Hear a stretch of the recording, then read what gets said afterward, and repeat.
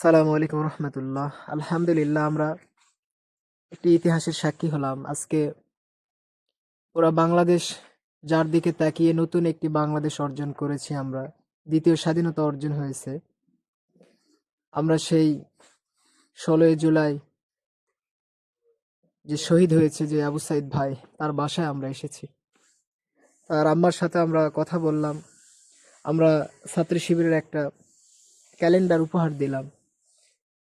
আমার বাসা জয়পুরহাট জেলা কালাই উপজেলা মাত্রা ইউনিয়ন। আল্লাহ তাআলা যেন আমার এই শহীদ ভাইকে জান্নাতুল ফেরদাউসের উচ্চ মাকাম দান করেন। আমরা চাই না এই বাংলাদেশে আর কোনো স্বৈরাচার ক্ষমতায় আসুক।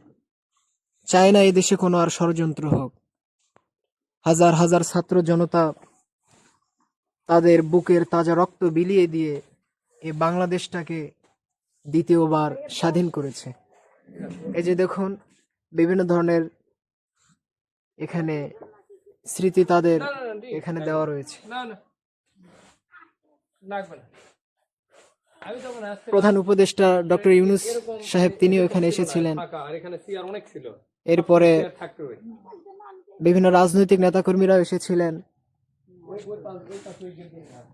এবং বিভিন্ন আলেম ওলামারাও এসেছিলেন। মাওলানা আমির হামজা হুজুর এসেছিলেন। আমরা তার বাড়িটি দেখতেছি। এটা হচ্ছে আমাদের আবু সাইদ ভাইয়ের বাড়ি। আসলে যারা দেশকে ভালোবাসে, দেশের জন্য তারাই কাজ করে।